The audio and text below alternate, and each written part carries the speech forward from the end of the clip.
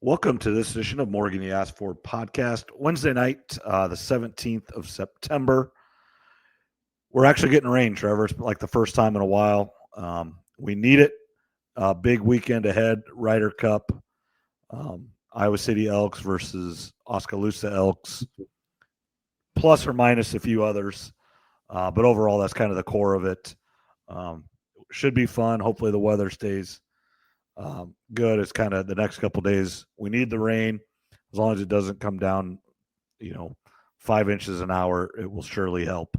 But looking forward to it. We do want to touch. We can start here. It's been a somber week here for many people around the Oskaloosa community, especially our core group of friends here, Elks members, and then just kind of core group of friends. We had a couple young ladies from William Penn, pass away from a car accident, including our friend Ryan Anderson's daughter, Sydney. Played sports at North Mahaska. They live in Grinnell. Just graduated last year's freshman at William Penn. The other girl was, I believe, a freshman at William Penn as well, with two other people from William Penn that I don't know their status. I know they were hurt and taken to the hospital and everything. But just a terrible deal. I'm not the best of friends with Ryan, but we've went on golf trips together, and you've been with us, Trevor. With some of our really good friends here that are from here, Brett Foster, one of his best friends, and it just stinks. Anybody that young to lose their life, it just stinks, and there's no other word for it. And we feel for everybody, and we're thinking about everybody affected by that, not just the Anderson family, but the other families involved as well. Yeah, thoughts with all of them. That's just way too soon for any young person or people to go. And yeah, very sad for Ryan and his family. Again, thoughts, with all those Southeast Iowa, Oskaloosa area, North Mahaska.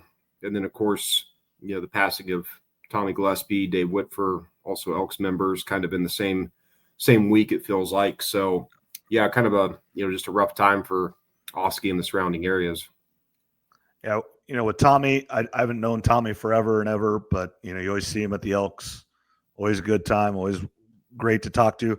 Dave Whitfer, he's actually from pretty close to where I'm from, back home.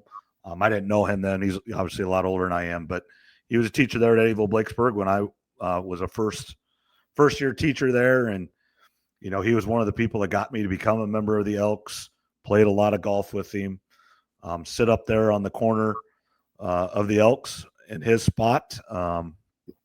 And he's one that you could talk sports with and have a great conversation. And he was the go-to person for a lot of the different games and, the baseball pools, the basketball stuff, the football playoff pool, just all that stuff. It just stinks. Both of them have had some health issues, but you were hopefully they get through that, or at least, make them a little bit better, and hopefully it was helping. But unfortunately, there does come a time for all of us. And, just think about all the people, their families, friends, and everybody around here in Oskaloosa that thought a lot about them and cared about them. Yeah, anytime you walked in the Elks, you knew Tommy was going to be sitting at the round table after he got finished with his round of golf, and then Dave would be up in his spot. I know he got me to join a lot of those pools when I lived back in Oski. The 13 pool for baseball. I wasn't a big baseball guy, but I got in that a couple years, and occasionally you'd walk in and he'd just randomly hand you an envelope with cash in it, and he did a great job of running all those fun pools up there. So yeah, it's going to be a lot different feeling walking in there from now on without those two there. Yeah, it just and the one thing, and I think we've talked about this a little bit on here, is we're definitely getting older. There's just more and more people that and you've known for a long time, and some of it, I've been in Southeast Iowa now more than 20 years. So people you've known, and we talked about it this summer, and Ottumwa that kind of had this, where 2 or 3 people that I knew were all, affected by different things And, this is really home. I lived here longer here than anywhere else. I lived 18 years in Adair where I grew up. Then I went to college, and then I moved to Eddyville and Oski, and I've been to Eldon. I mean, I've moved around a little bit here, Pella, but Southeast Iowa was the longest place I've ever called home, and kind of Oskaloosa and the Eddyville area. And, it's home now, and you meet and have relationships, and that's what's great about life. And, the golf circle, the teaching circle, and then just the other people around that make life worth living. Yeah, the golf community and the teacher community kind of forms as one, it feels like, especially there in Oski and Southeast Iowa. So like I said, it's just really a rough time for a lot of folks in the area right now. So just really feel bad for everybody involved in, with those three different situations. So thoughts are with all of them. Yep. Now we will transition here to, what we talk about here on Morgan You Asked For podcast, which is sports, which this time is football. We're going to start with college.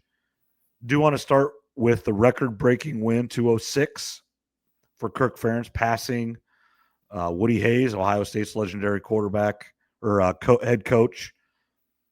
Most wins in Big Ten history. There, one awesome, great legend.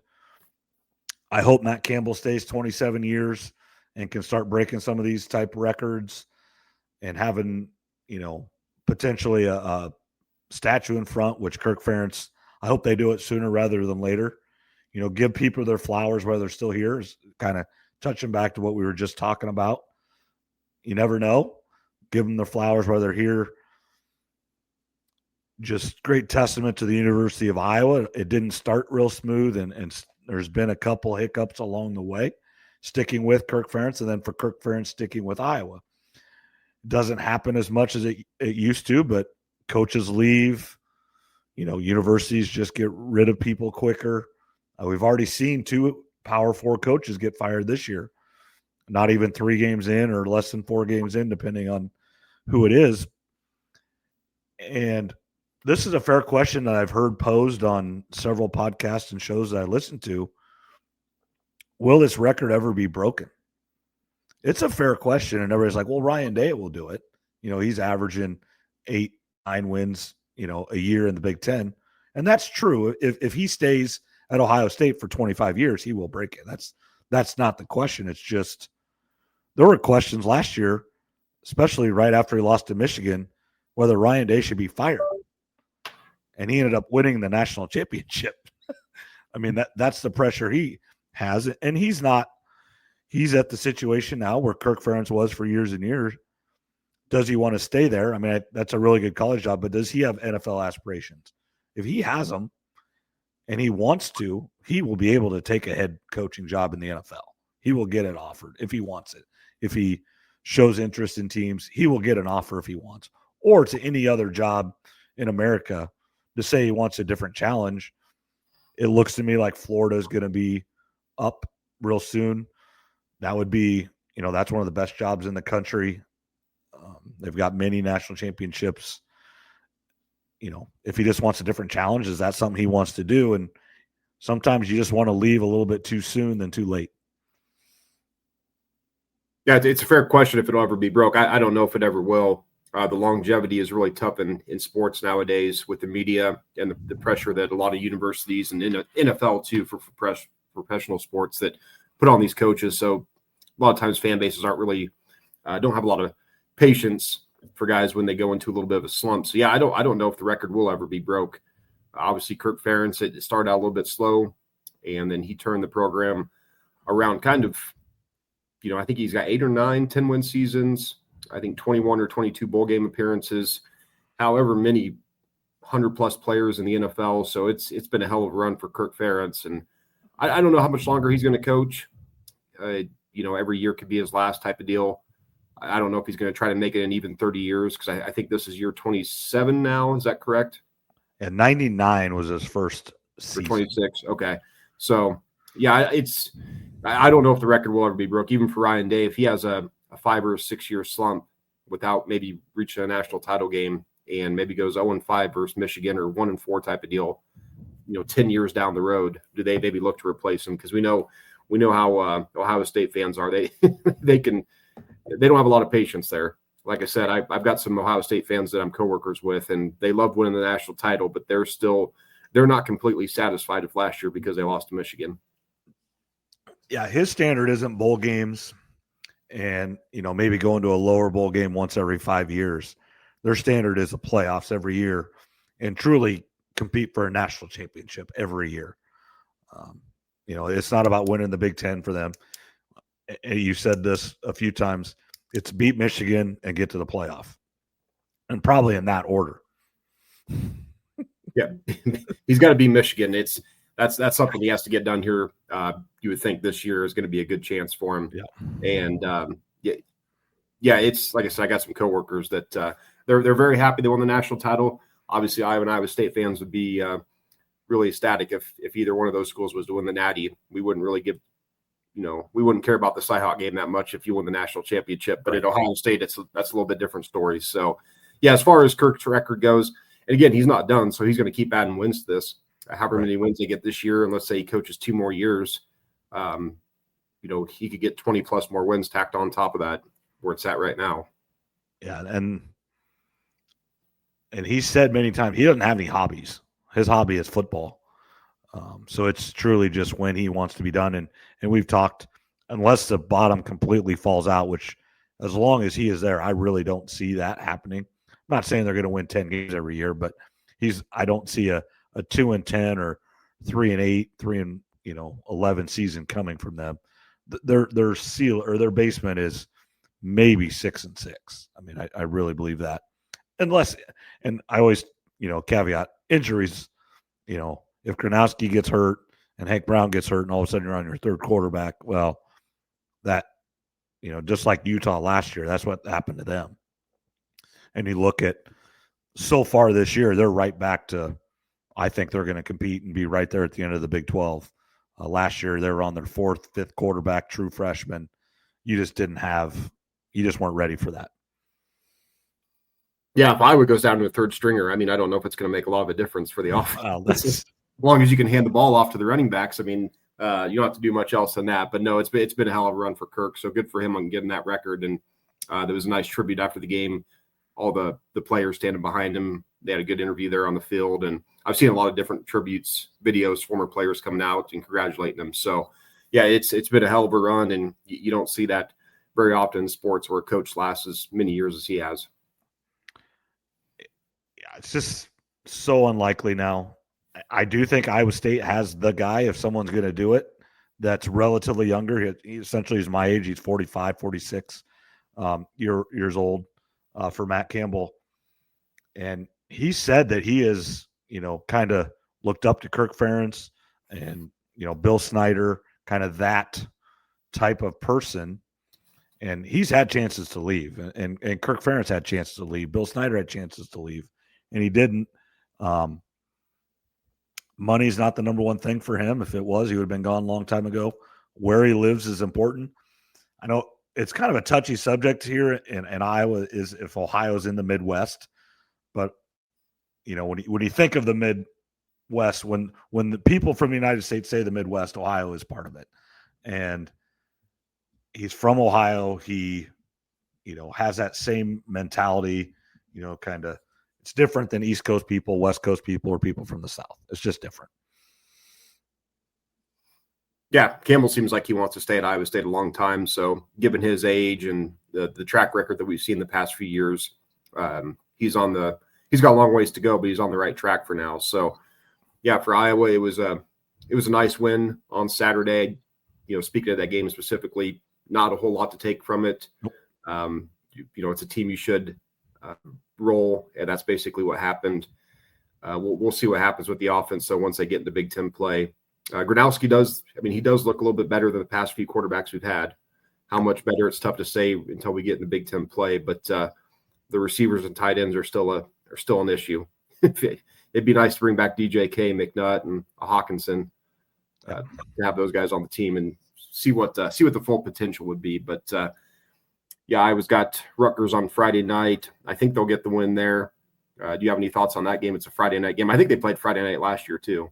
I believe so. It is, and Iowa, I believe, has never lost to Rutgers. I believe I read that or heard that. I do not, if you want to fact check me, you can. I definitely could be wrong. Travis and Ross on the rush this morning or yesterday morning, I can't remember which one it was talking how this is really a must win for both programs.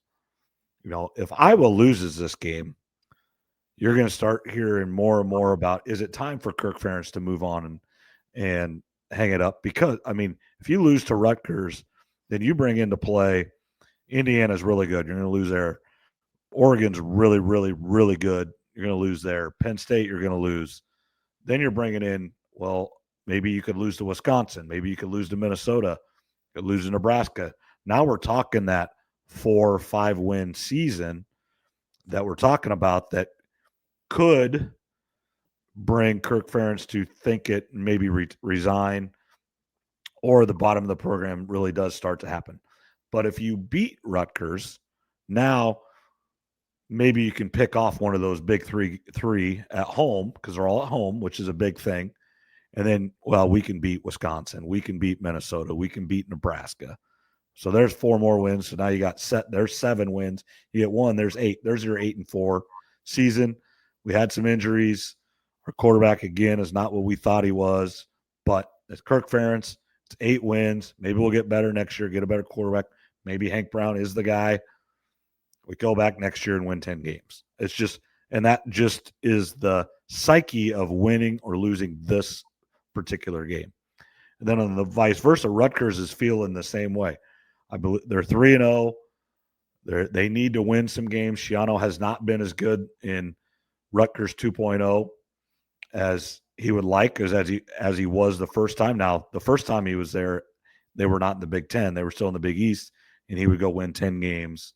Now, they were still BCS, I believe Miami and Virginia Tech. Those schools were still in the Big East at that time when he was there the first time.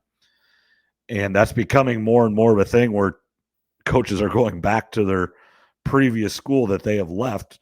Rich Rod at West Virginia, Scott Frost at UCF, just some names like that.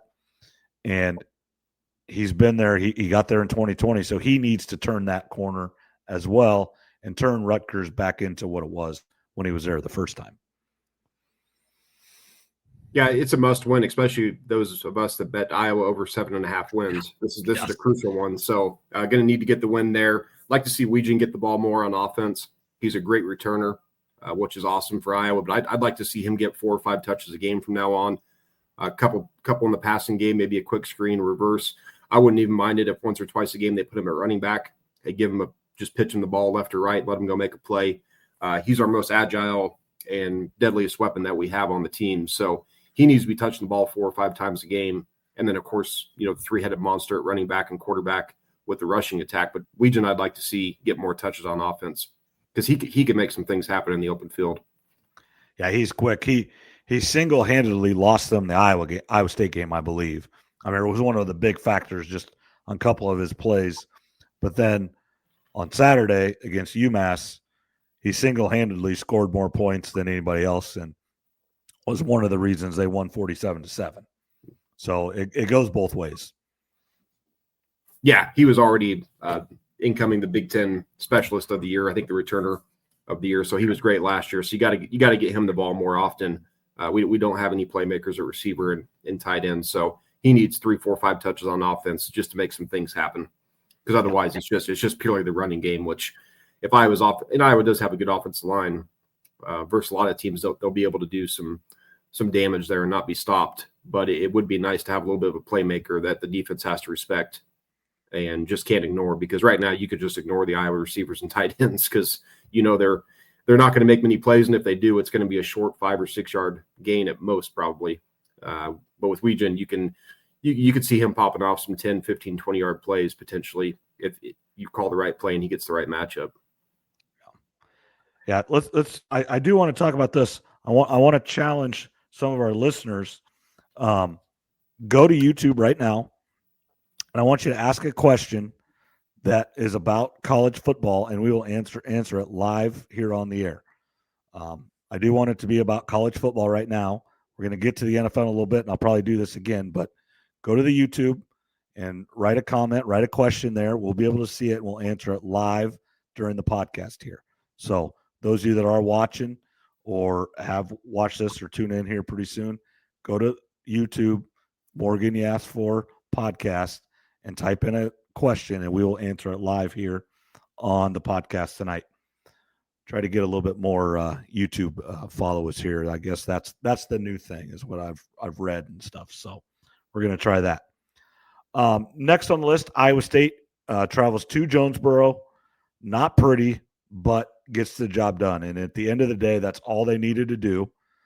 There are some worries because some key contributors are injured or continuing to be injured, but they got through the first quarter or a third of the season 4-0 to their bye, and now ramps up conference season. Obviously, they already 1-0 with the Kansas State win, but they did what they needed to do. That was a big thing. It was set up in a very difficult fashion. Jonesboro was not easy to get to. They flew to Memphis, stayed in Memphis, bussed up there for an hour, and then came home. It was 112 degrees on the field. They're tired emotionally, physically, mentally. They've been going hard since the end of July.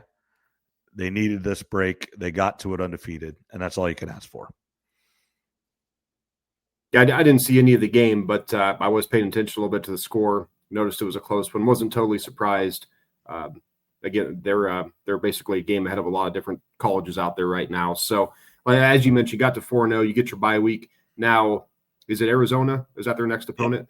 Yep. When they get back. So I think Arizona's undefeated still. Yeah, okay. They beat Kansas State in a non-conference conference game.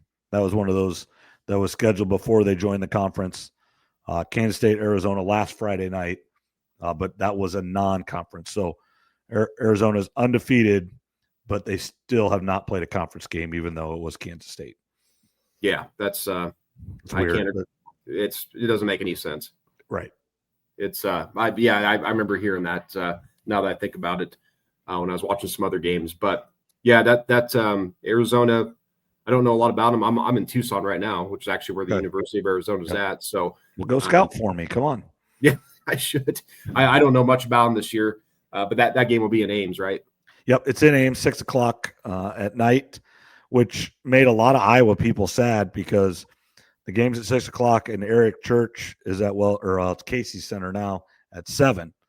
So there are a lot of people that had Eric Church tickets that are not super happy that the game's at 6:00. They were hoping for 11:00 kick in the morning, which I think would have benefited Iowa State with Arizona being into town, starting off really early. Speaking of really early, we're not really going to talk too much about it, but Texas Tech and Utah play in a huge game in the Big 12 this Saturday. The Big Noon Kickoff show is there. So they are kicking off essentially at 10 a.m. in Utah for the noon kick on the East Coast, but it's 10 o'clock there in Utah. That doesn't, help either team with Texas being, it's an 11 o'clock kick like normal. But Utah kicking off at 10 a.m., that's a little different.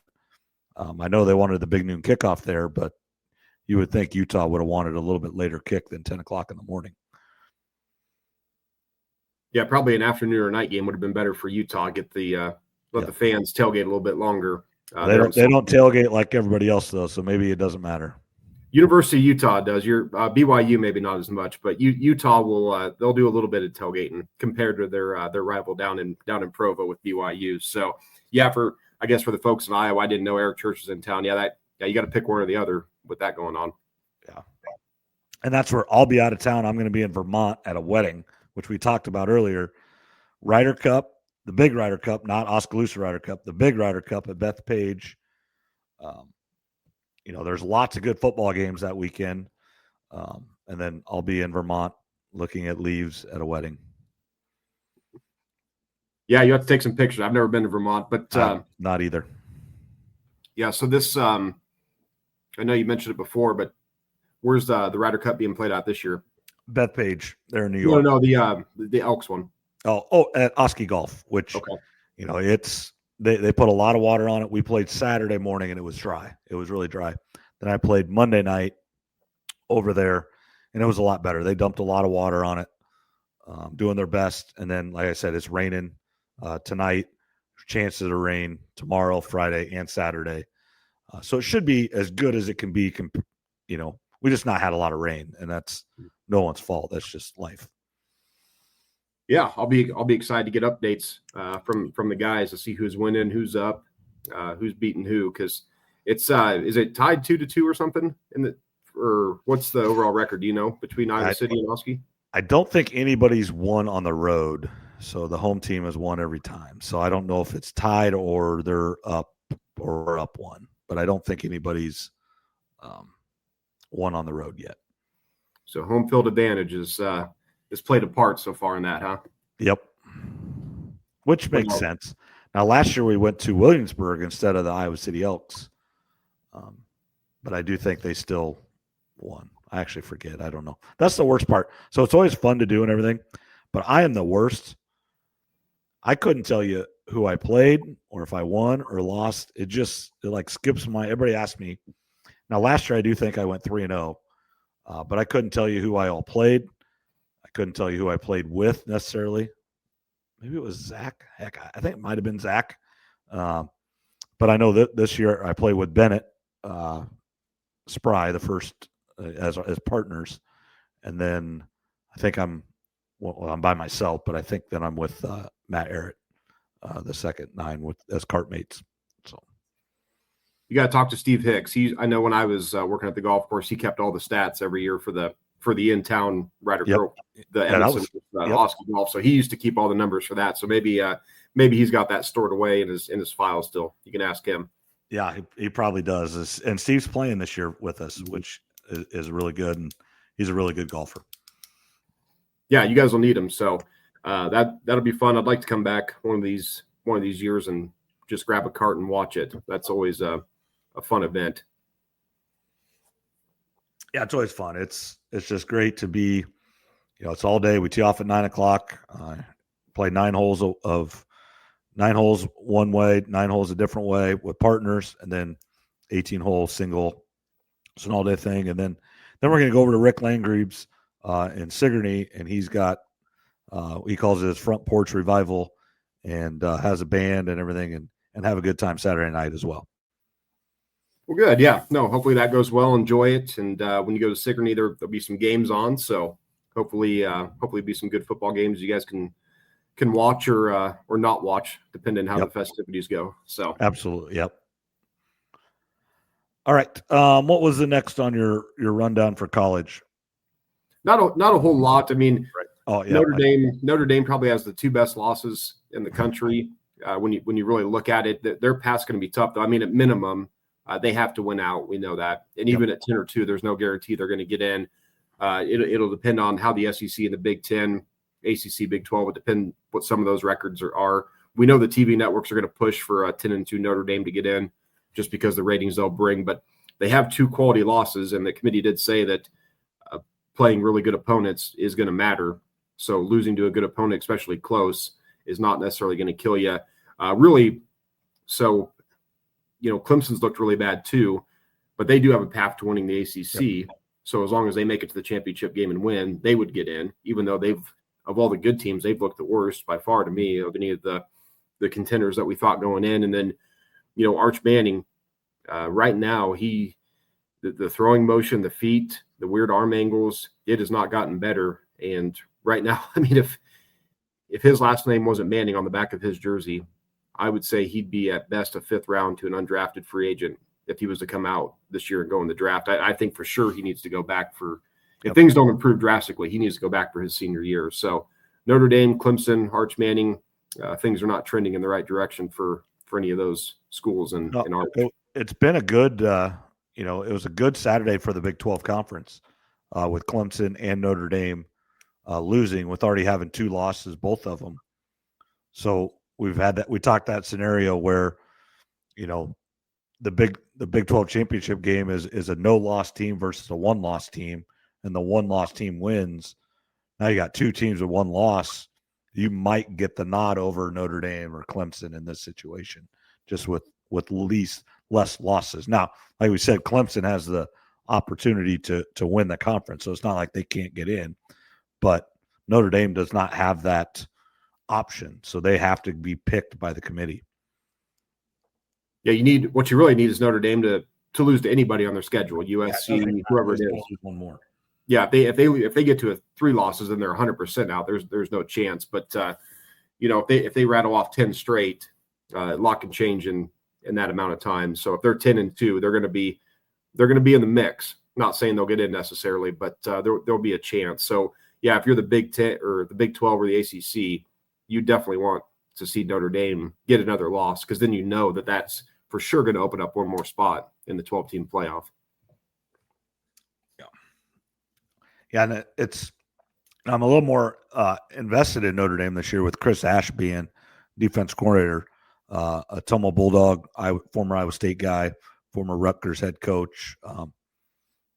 He's always been really good to me. He was at Iowa State when I was there, and he's from Atumwa, helped me get the job in Atumwa and stuff. So I owe Chris Ash a lot, and he's a D coordinator.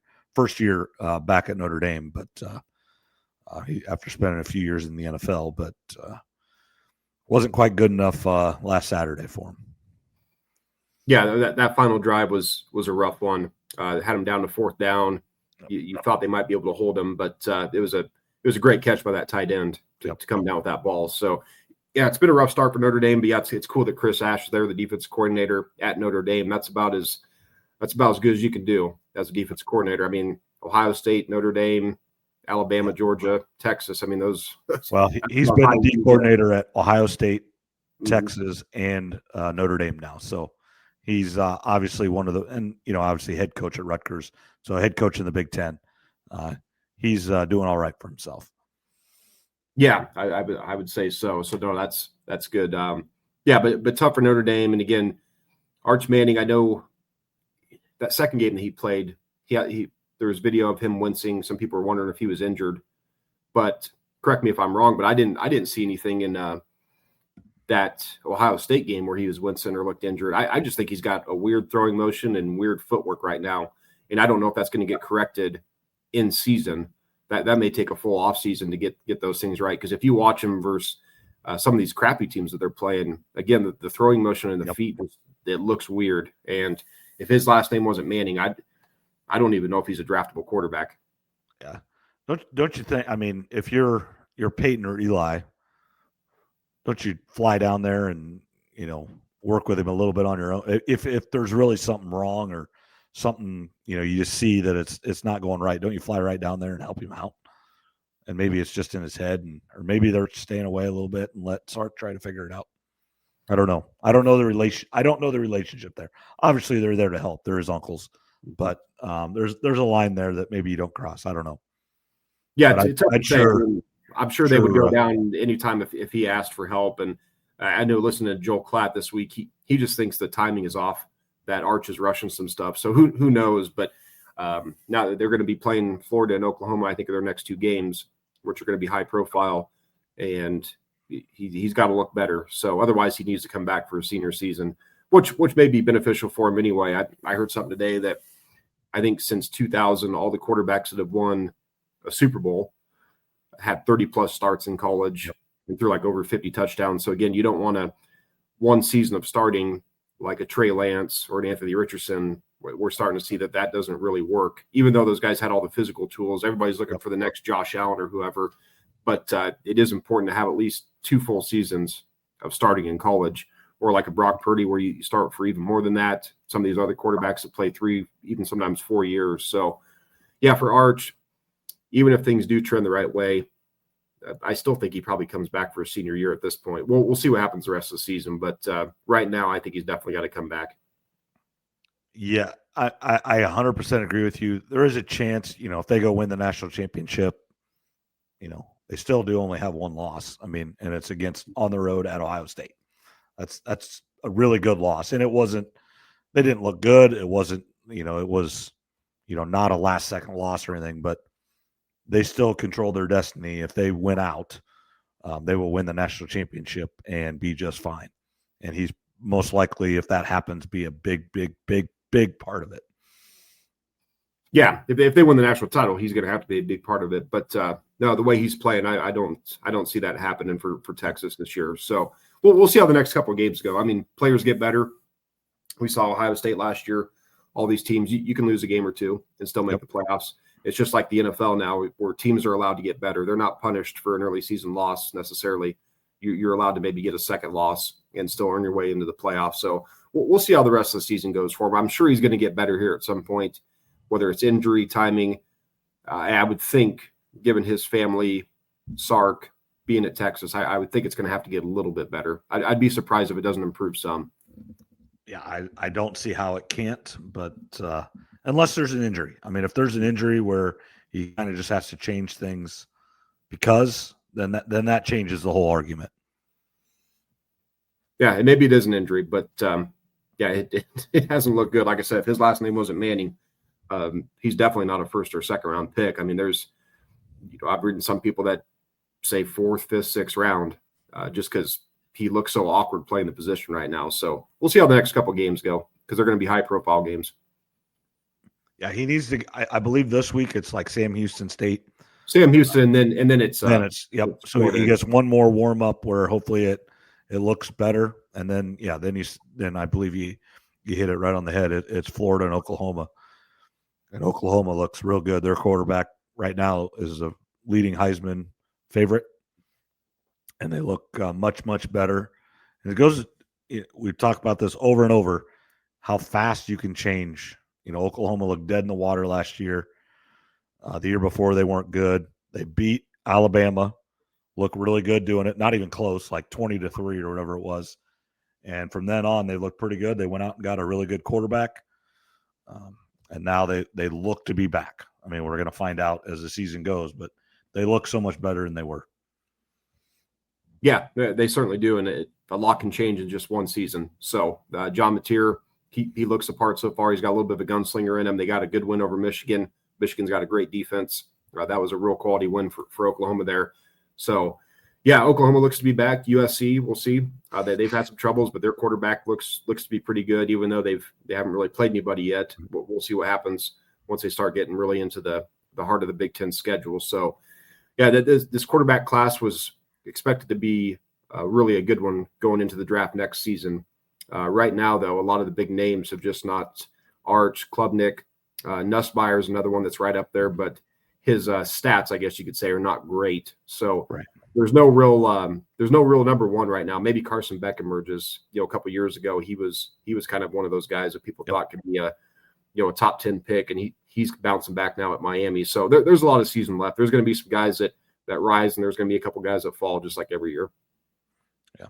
All right, let's transition to the NFL. After 2 weeks in, a lot of 0-2 teams, a lot of 2-0 teams, obviously a lot of 1-1. Just a couple of questions. Give me the best 0-2 team, and then the one that is 0-2 and just has no chance to getting out of it, and they're just the worst team ever for this year, for the worst 2025 team. Well, the best 0-2 team, I'm no surprise, I'm going to go with Kansas City, because I think they'll get it. I'm pulling up the standings, right? I think they'll get it. They'll get it fixed. As far as the worst teams go, I think you got to look at New Orleans and then Miami. Miami showed a little bit better fight last week. Cleveland's in there too. Tennessee has not looked good. I mean, ask me in a couple more weeks who the worst 0-4 team is probably. The Chiefs are the best 0-2 team. I think they'll bounce back. They have to this week against the Giants, because then they've got Baltimore the following week. So they got to get a win here. And yeah, there are some bad teams. I think there's 10 2-0 teams, 10 0-2 teams, and then 12 teams that are 1-1, I think is what I heard earlier today. So yeah, there's some big games coming up this week. We've got the Rams at Philadelphia, which that's going to probably be one of the best games of the weekend. Philly's offense looks broken right now. They're just not clicking. Jalen Hurts is averaging like 126 yards passing a game. I think Saquon Barkley is averaging 3.6 or 3.7 yards a carry. So that can't continue. They're still a good quality team. They're going to be in the playoffs, but they've got a new offensive coordinator. Kellen Moore went to the Saints to take the head coaching job. So their offense doesn't look buttoned up right now. So, next week I'm going to do my power rankings. I'll do my top 10 teams. I'm going to do it every 3 weeks. I don't want to do it every single week. I think that kind of forces you to overreact to games. I think 3 games at a time gives you a little better sample size of, not overreacting. And some teams have played a tougher schedule than others. So every 3 weeks, I'm going to do my top 10 teams and see how they look. But I kind of have an idea right now of, who's really looking good. The Bills and the Ravens look the most explosive, obviously in the AFC. Green Bay, I think, looks the most well-rounded in the NFC. And then, of course, you've got a bunch of other teams, the Eagles, Rams, Bucks, Chargers, kind of in that next group of teams. But we'll do some power rankings after this weekend. Yeah, I was looking at it before we went on here tonight, and I was looking, I got to pick my survivor team. And just looking at the biggest odds to win, just looking at it, straight math, what Vegas thinks. The Chiefs are one of the 3 or 4 biggest favorites.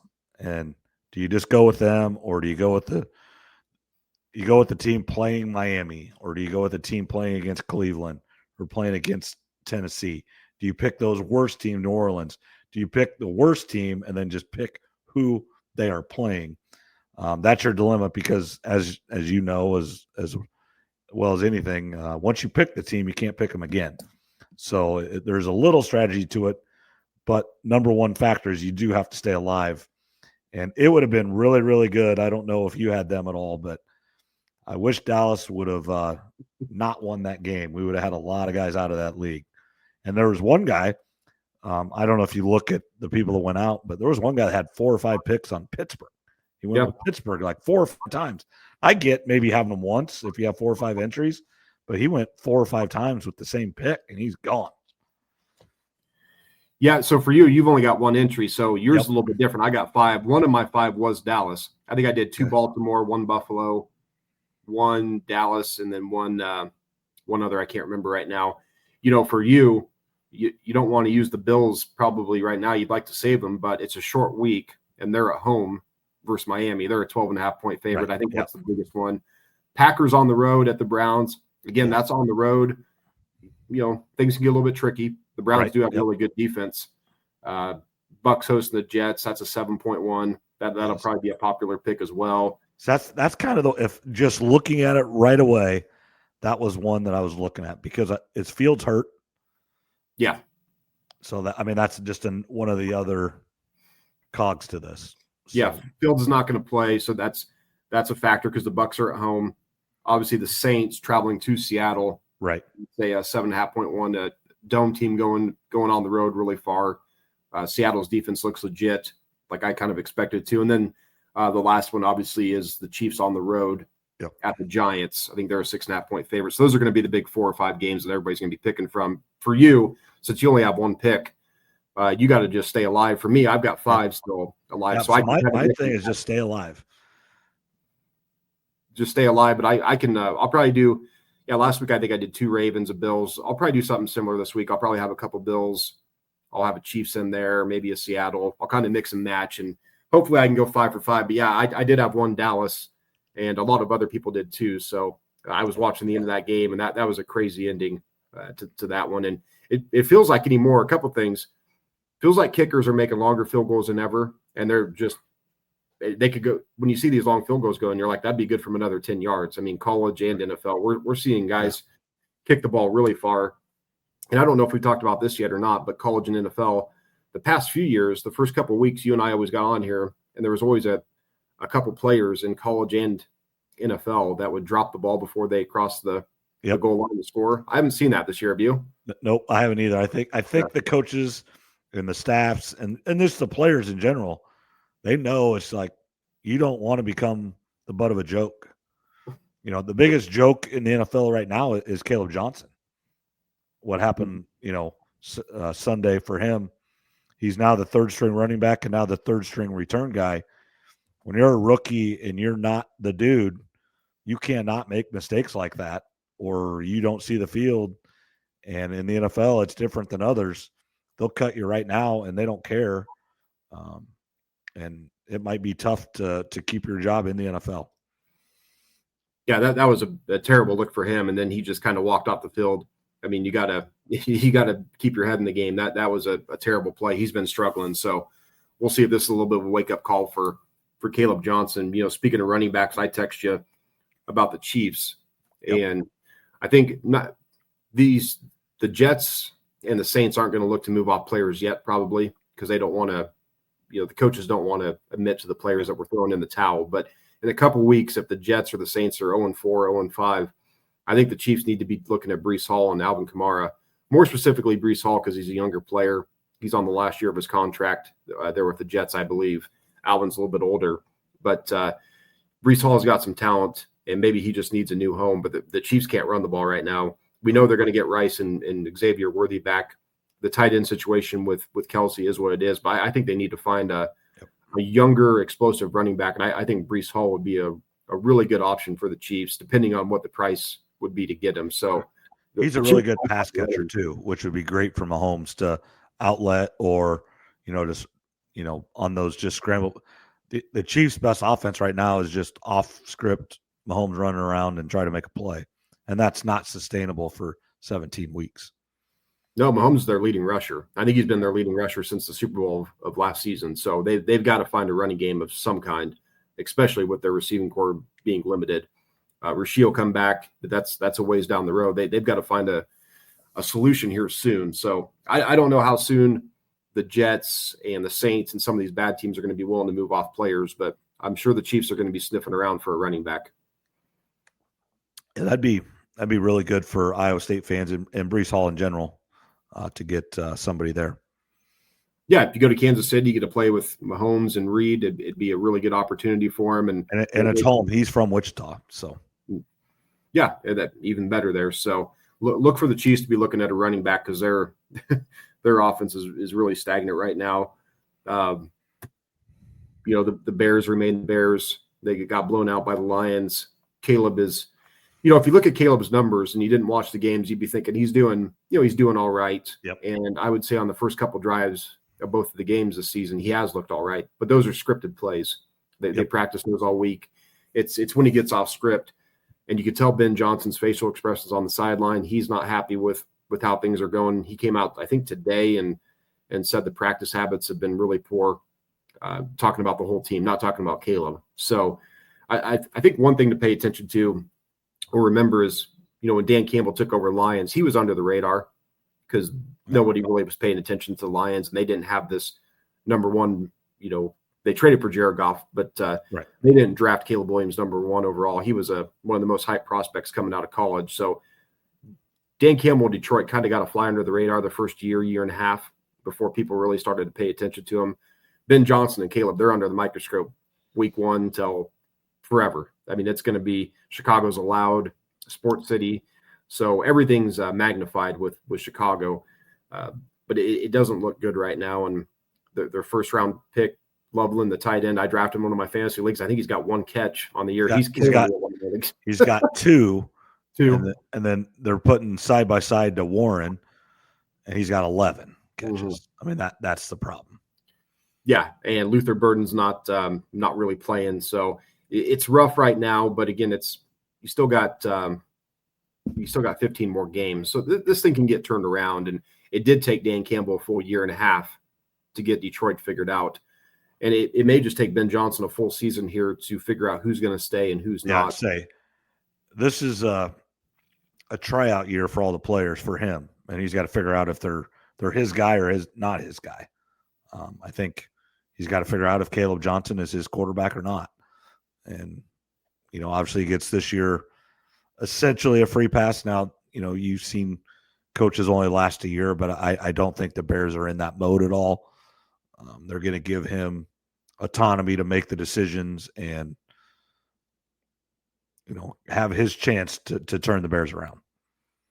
Yeah, he'll get 3 full years unless there's some Urban Meyer scandal type thing going on. He'll get 3 years. So this year, like you said, it's figuring out. It's not just Caleb Williams. It's figuring out who can stay with the team, who's got the right mentality for it. Because again, the penalties are adding up. They can't even break the huddle on time, line up correctly. If you can't do those things, then all the fancy plays and the trick plays and all the fun stuff that comes along, that doesn't even matter if you can't line up correctly and not have self-inflicted wounds. So it might be a rough year for the Bears. It looks like it's going to be, but we'll see what happens with Caleb. I don't know what to make of him. You can see the talent. He can move. Yep. He's got a hell of an arm. And when he makes the right throw, it looks pretty. Mm-hmm. But there are too many, he just misses them. He just misses them. He throws the ball up into some crowded areas sometimes, and then guys that are open, he'll just overthrow them. So it's a work in progress. You can tell Ben Johnson's not happy. It's a little bit different when you're the head coach and not just the offensive coordinator. It was pretty good times there in Detroit. So this is the opposite end, and now he's the head coach, so he's got to deal with everything: offense, defense, special teams. You got the owners to pay attention to, all the media stuff that comes along with being the head coach, players getting in trouble in the middle of the night, stuff that we don't even hear about. Players, their wives go to the hospital, having kids, just phone calls in the middle of the night, random stuff that you don't think about, stuff that Dan Campbell talked about when he first took over as a head coach. You kind of plan out your day and your week, and you never have anywhere close to enough time as you think, because nothing goes according to plan in a full day. So it's rough for the Bears. I just wonder if they're going to be cursed forever with offensive quarterbacks, because that's the way it seems right now. They did come out and say that they are moving to Arlington Heights, I do think, though. I mean, that at least they I think finally decided that's what they're doing, which is good. That's a good thing in the long term. I mean, it's obviously it stinks that view where they're at in Chicago is awesome. I mean, it really, really is. But the stadium itself and the surrounding area just isn't conducive to 2025 sporting events, and it's just,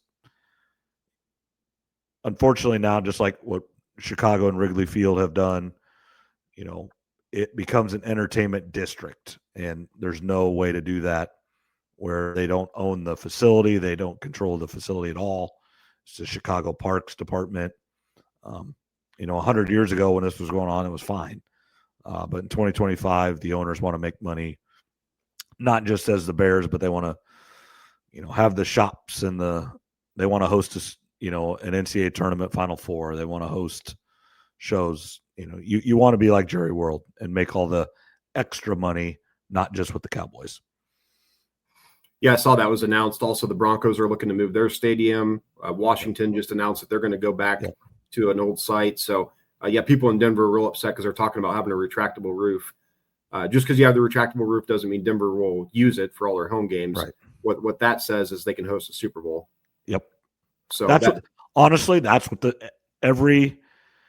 that's kind of an agreement. If you build a new stadium, like even the Vikings had the Super Bowl with the new stadium, even in cold weather, as long as you have a dome, like Chicago, if they, I would assume the same thing. If they build a dome or retractable roof, which I think in Chicago you got to do a retractable. It can't just be a dome. But you will get a Super Bowl. That's kind of the agreement. Mm-hmm. Yeah, the NFL will reward you if you have a dome or retractable roof, you're going to get a Super Bowl even in cold weather. The Vikings got it. The Colts got it the year that Tyler Sash went there. Me and some buddies from college drove to Indianapolis, spent Friday and Saturday night there in Indy, and you're right, that's one of the rewards that these NFL teams get when they build new stadiums. If it's a dome, retractable roof, whatever, you're going to host a Super Bowl to bring in some of that extra money that the 2 weeks of the Super Bowl is. So, yeah, Chicago, Denver, and Washington all looking at new sites, new stadiums. We'll see if there's any other teams, but yeah, I did see that was announced today. Yeah, so I think that's good now. You know how it takes a while, so it's 2025. If it's done by 2030, I'd be surprised, but that's just timing and how long it takes and everything. So, anything else in the NFL? Injuries, several injuries. I have a theory on this. I believe I've said it before on here, but with all the limits on practice time, practice hitting, I believe there's more injuries, or maybe it's just in my head, but I believe there's more injuries now than there's ever been in football, in the NFL football, because no one ever hits anybody except for the games. So when they do get hit, their body doesn't know how to react. Am I wrong in that? It seems like it. I haven't seen any official numbers to see if injuries are up or down technically, but obviously there's a bunch of quarterbacks out. You might be onto something there. The big one, of course, is Joe Burrow, going to miss at least 3 months. The thing for the Bengals is it's tough now because he's officially an injury-prone quarterback if he wasn't already. And I think there's an out in his contract after 2027, and the Bengals are going to be in a tough spot because if Jake Browning comes in and does well, he had some good moments last year when he stepped in before. I think he's going to be a free agent after the year. If he plays well, somebody's going to pay him a decent amount of money to be their quarterback for a year, to be a bridge quarterback. And the Bengals probably won't be able to match it because they're paying so much to Burrow, Chase, and Higgins that he's probably going to leave. And if you're the Bengals, I mean, not a first-round pick, obviously, but third, fourth round, you start looking at drafting quarterbacks because when Joe Burrow's on, he's as good as anybody in the league. The problem is he only plays, it feels like half the time anymore. So it's a lot of money invested for a guy that's hardly ever on the field. The Bengals do have to start looking at again, not a first-round quarterback or anything, but I think next year's draft, third, fourth, fifth round, you gotta take somebody because Joe Burrow just may be a guy that plays half the time, and that puts everybody in a tough spot. It puts the players, the coaches, and the organization, whether it's a good organization or not, when you have a star like that, but they can only play 50 or 60% of the time, it makes it real difficult for everybody. He's fun to watch, and I really liked him on quarterback this year on the show quarterback. But yeah, he's got to be healthy, and you made a great point. They're paying a lot of people a lot of money, and they need to spend some of that on the offensive line to protect him. And you got to make decisions on where to spend your money, and they've spent it on, Chase and Burrow, but they need to spend some more on the line to protect him. And then, as you pointed out, some people are just more injury prone. They are, and it sounds like Jaden Daniels is going to be a game time decision. He'll, if they need to sit him out, it's an AFC team that they're playing, the Raiders. So if he misses a week, it's not the end of the world. Mariota's capable enough to go out and win a game, especially against a Raiders team that looks to maybe be kind of middle of the pack or lower half of the league. Purdy's still out. Yep.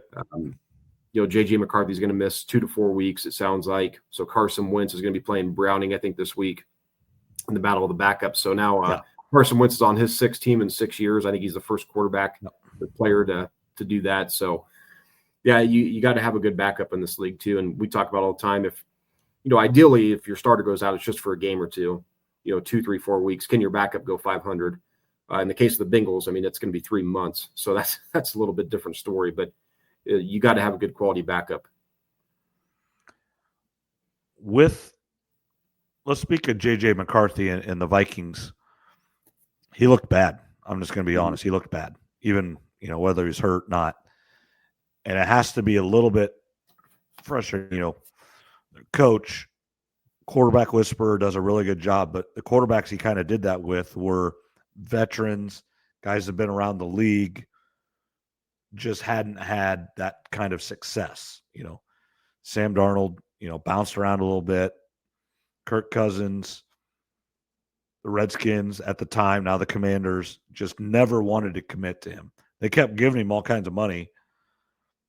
And looking back, Kirk Cousins leaving the Vikings, it's just surprising to me that, obviously Atlanta paid him tons of money, so I don't blame him. And, if you're worried about money, then you just go. But now he's got, with Penix Jr. drafted and starting over him, now he's sitting there. Now, honestly, he's getting paid like $25 million a year or $30 million a year as a backup. That's a heck of a gig. But at that stage in your career, stick around and play, and you're still going to get your $20 million a year instead of 30. I don't know what the numbers really were, but looking back, I think the Vikings probably should have paid both those guys. Or at least, do they wish? Now, Darnold with the Seahawks still have a chance, but the Falcons, Kirk Cousins isn't going to play.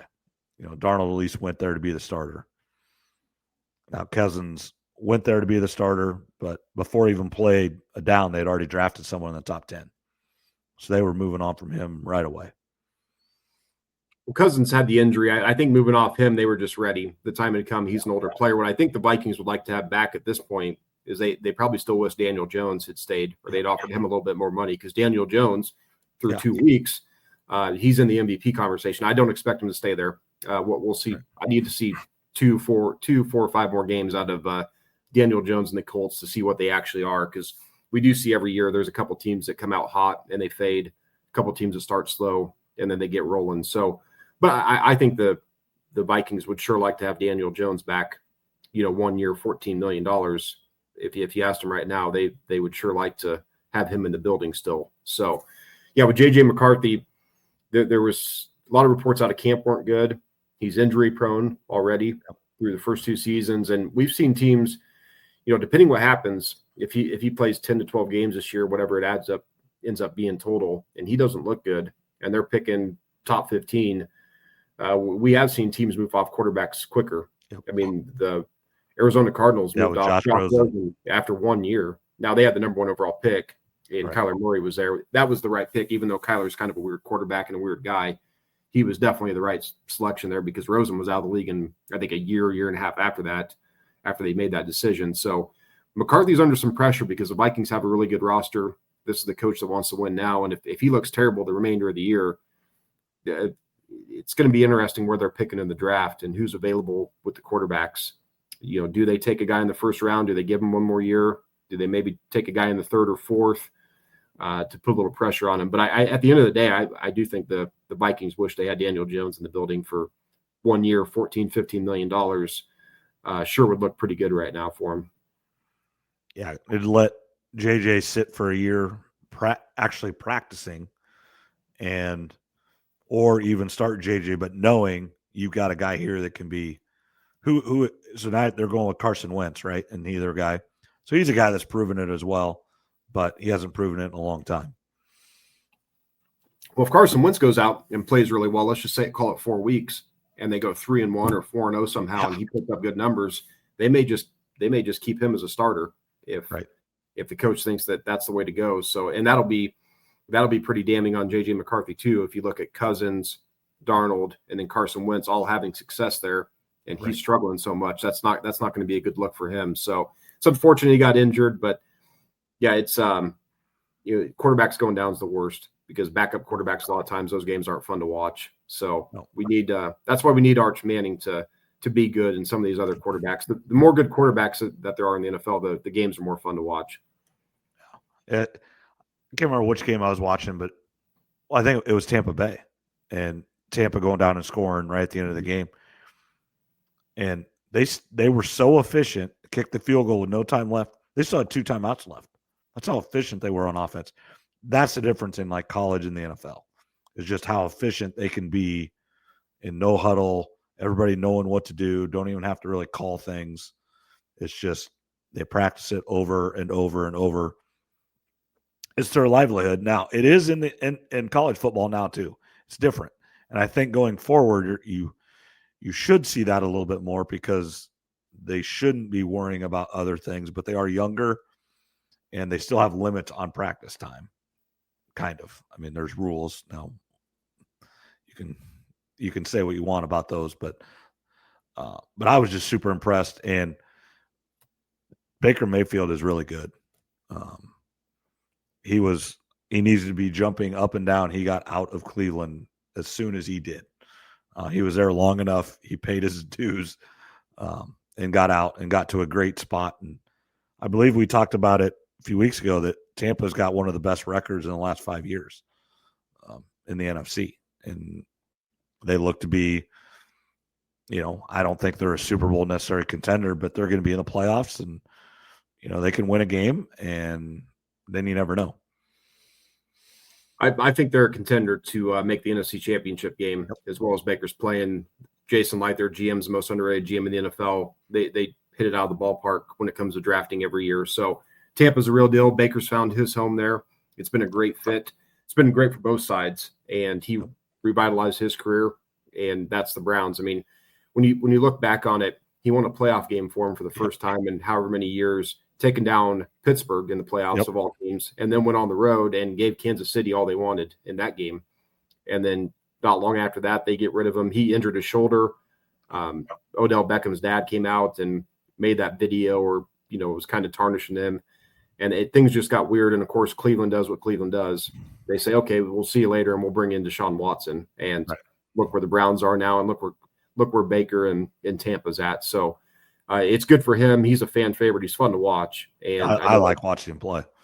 Before the season got started, I said he was a good little dark horse bet at 25-1 for MVP. So he's definitely in the mix too, because he's had two game winning drives the first 2 weeks of the season, and he's probably going to continue to put up really good numbers this year with all the receivers that they've got, the talent on that team, and given how weak the division is. I mean, it looks to be them and maybe the Falcons, and then the Saints and the Panthers. They look to be some of the worst teams in the league. So Tampa, if they keep going, they could contend for the number 1 seed just because of their division. Right. And if that happens, Baker's going to have a chance to win the MVP, I think, because his numbers should be tops of the league when it comes to quarterbacks. Speaking of Carolina, I saw a meme or whatever that the first trade in NFL history where neither team wish it would have happened, the Bears and Carolina, because it didn't help anybody. It doesn't seem like it. There was a lot of folks that were high on the Panthers coming into the season thinking they were going to be a dark horse. I wasn't one of them. I didn't like them taking a receiver in the top 10. You know me, it's either quarterback or O-line or D-line for top 10 picks typically is kind of my theory. So, Bryce Young's days look to be limited, potentially his last season there. So the Panthers, they've been bad for a while under Tepper, their owner. Doesn't look like it's getting any better. But, that trade between the Bears and Panthers, it's looking like a no-win for both teams right now. Absolutely. All right. We're just over an hour here. Perfect timing. A little after 10 o'clock here in Iowa. We'll be back next week. One last thing real quick. The Monday night game, Lions at the Ravens. Okay. Ravens are favored by 5. I think the Ravens are going to win, but something to pay attention to in that game, if Detroit pulls the upset, all of a sudden the Ravens would be 1-2, and then they'd be going on the road to Kansas City in week 4, and they'd be staring at 1-3 because Kansas City is in win now mode. They've got to win versus the Giants, and then they really need to win versus Baltimore to get to that 2-2. So that's a sneaky important game for Baltimore Monday night. Yeah, and we talked about the Packers put it on Detroit, and they didn't look very good, and then Detroit looked really good against the Bears. Now we both think the Bears aren't very good, but against a not very good team, they did what you're supposed to do. So maybe the Detroit, maybe we weren't as far off as we thought we were when we both had them going a long ways in the playoffs. And after week 1, we both, you kind of said, well, maybe we might both be wrong. But yeah, if Detroit would go beat Baltimore, and then that puts Baltimore, be 2 of the 3 best teams in the AFC with 2 losses already, assuming the Chiefs beat the Jets. With Baltimore and Kansas City already having 2 losses in the first 3 weeks of the season. Yeah, if Detroit can beat Baltimore, then they've got Cleveland and Cincinnati coming up. They're following 2 games. So the schedule, then they've got Kansas City and Tampa, which gets tough. But it would be a big win for Detroit if they can get it. And it'd be a massive loss, actually, if the Ravens end up losing at home. They're favored by 5. I think they're going to win. They played a couple years ago in Baltimore. Baltimore ran them out of the stadium. I think Lamar's like 26-1 versus NFC teams. Yeah. Just because NFC teams don't know what to do. They don't see him that often. Right. And Lamar's a different type of player. So I expect the Ravens to win. But pay attention, though, if they somehow throw that game away, which the Ravens have been known to do the past few years, all of a sudden they're kind of in a must-win mode going into Kansas City. So a sneaky, important game for Baltimore Monday night. Yeah, that's a good point there, Trev. And kind of wrapping it up here. You're Trevor. I'm Ryan. Thanks everybody for watching, listening, subscribe, rate, review, like whatever you do on whatever podcast player or YouTube that you like. We do appreciate it, and we'll be back next week. No Iowa State game. We'll kind of have the recap of the Iowa game and talk about the future, good or bad, after the Rutgers game on Friday night. Yep, sounds good. And enjoy the weekend, and we'll see you next week. All right. See you later, Trev.